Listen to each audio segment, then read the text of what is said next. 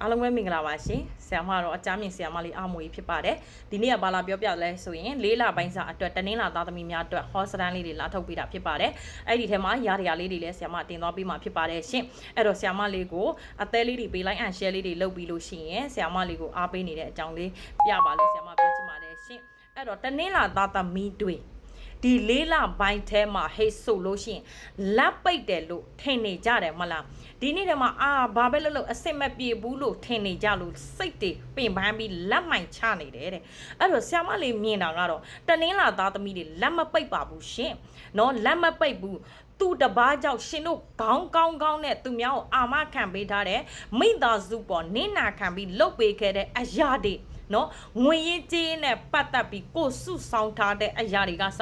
ကိုညီဖေးမှရင်းနှီးမြုပ်နှံနေတဲ့အချင်းကိုကြားရောက်နေတဲ့အတွက်လက်ထဲမှာငွေမမြဲခြင်းသာဖြစ်ပါတယ်ရှင်နော်အဲ့ဒီကြားထဲမှာပဲကိုယ့်ရဲ့အချစ်ရေးနဲ့ပတ်သက်ပြီးအစင်မပြေတဲ့အတွက်ကြောင့်မို့လို့စိတ်ကပင်ပန်းရတာတစ်မျိုးအိမ်အောင်ရေးအချစ်ရေးနဲ့ပတ်သက်ပြီး၄လပိုင်းထဲမှာရော၃လပိုင်းထဲမှာရောအစင်မပြေမှုတွေများမယ်ဒါပေမဲ့ငွေကန်လေးတွေနဲ့ပတ်သက်ပြီးလုပ်ငန်းကိုင်ငန်းကန်နဲ့ငွေကန်တွေကတော့အင်မတန်လေးကောင်းမွန်လာဖို့အတွက်ကိုတွေ့ရပါတယ်တကယ်လို့လုပ်မဲ့လုပ်ကင်နဲ့ပတ်သက်ပြီးလုပ်လက်မဲ့ဖြစ်နေတဲ့လူတွေ၄လပိုင်းထဲမှာလုပ်ငန်းကိုင်ငန်းစင်ပြေကြောမွေ့စွာရတော့ဖို့ရှိပါတယ်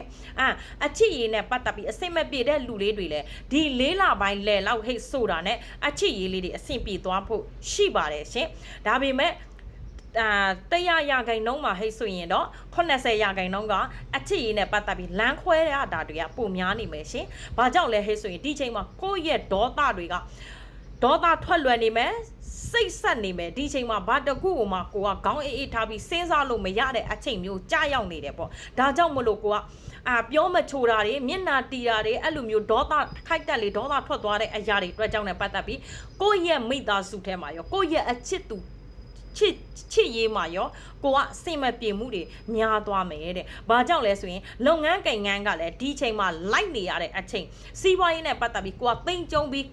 ကုံယုံပြီးလိုက်နေရတဲ့အချိန်ဖြစ်တဲ့အတွက်ကြောင့်မလို့စိတ်တွေကပင်ပန်းနေတဲ့ကြားထဲဟိုကတမျိုးဒီကတမျိုးပြောလာတဲ့အတွက်ကြောင့်မလို့ခေါင်းတွေကပို့ရှုပ်တယ်အဲ့လိုပုံစံမျိုးဖြစ်တယ်အဲ့တော့ဆရာမလေးပြောနိုင်တာကဒီ၄လပိုင်းထဲမှာလုပ်ငန်းကိန်းငန်းစီးပွားရေးအချစ်ရေးလေးတွေပြန်လဲကောင်းမွန်ခြင်းတဲ့ဟိတ်ဆိုရင်တော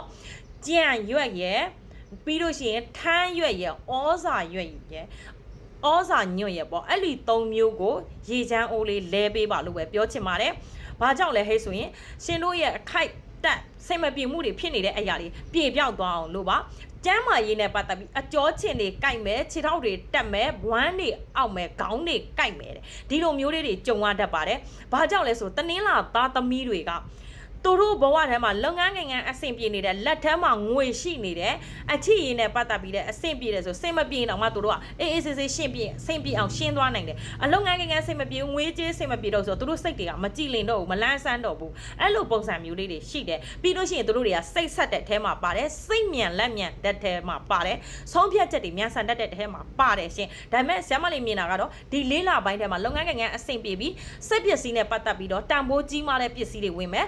ပစ္စည်းတွေဝင်မယ်အိမ်ချမ်းမြေယာနဲ့ပတ်သက်ပြီးဝင်ခိုင်းလေးတွေရှိတယ်ဆုံးရှုံးသွားပြီလို့ထင်တဲ့ငွေရေးကြေးလေးတွေပြန်လဲရလာမယ်လို့လဲဆရာမလေးကမြင်ပါတယ်ရှင်အဲ့တော့လုပ်ငန်းကိန်းနဲ့ပတ်သက်ပြီးကိုယ်ပိုင်စီးပွားရေးဈေးရောင်းဈေးဝယ်နေတဲ့လူတွေကအစကိုယ်ပိုင်စီးပွားရေးနဲ့လုပ်နေတဲ့လူတွေကစဒီချိန်မှာငါ80လိုက်ရင်ကောင်းမလားနောက်ဆုံးလိုက်ရင်ကောင်းမလားအခြေအနေတွေကတော့ဘလို့လာမလဲလို့ပူပင်နေတယ်အဲ့တော့ပူပင်နေတဲ့အချိန်တွေကိုဆရာမလေးကလုံးဝမပူပင်ပါနဲ့ကိုယုံကြည်မှုအပြည့်အဝနဲ့ရှေ့ဆက်ပြီးလုပ်သွားမယ်ဟဲ့ဆိုရင်လုံးဝအဆင်ပြေပါတယ်အခုလည်းလက်ပိတ်လားမပိတ်ဘူးနော်ပတ်စံမဝင်တာလားမဝင်တာမဟုတ်ဘူးဝင်တယ်နော်ကို့မှာလိုအပ်ချက်ကလေးနေရာတွေမှာလိုက်ဖိဆွတ်နေရတယ်ပြီးတော့ရင်းနှီးမြုပ်နှံနေရတဲ့အချိန်တွေကြာရောက်တဲ့အတွက်လက်ထဲမှာပတ်စံမရှိတာပဲရှိတယ်တဲ့ပြောမယ်ဟေးဆိုရင်ကွာလောက်ကတော့အနင်းကံပြီးလုံနေတာပဲစူးစားနေတာပဲဒါပေမဲ့ကိုကပတ်စံချင်းဝင်နဲ့ပတ်သက်ပြီးကြည်လိုက်ရင်စာအုပ်ထဲမှာပဲရှိတယ်ပတ်စံအိတ်ထဲမှာဗလာနတ်တိပဲအဲ့လိုမျိုးဖြစ်နေတဲ့အတွက်ကြောင့်မလို့တဲ့အဲ့ဒီအကျိုးတွေကဘယ်ချိန်မှခံစားရမလဲဆရာမဆိုဒီ၄လပိုင်းထဲမှာပါရှင်ဒီ၄လပိုင်းထဲမှာခံစားရမှာငွေထုတ်ကြီးဝင်မယ်ထွက်သွားတဲ့ပစ္စည်းဥစ္စာတွေပြန်ဝင်လာမယ်ပြီးလို့ရှိရင်တန်ဖိုးကြီးမှသောပစ္စည်းဥစ္စာတွေဝင်လာမယ်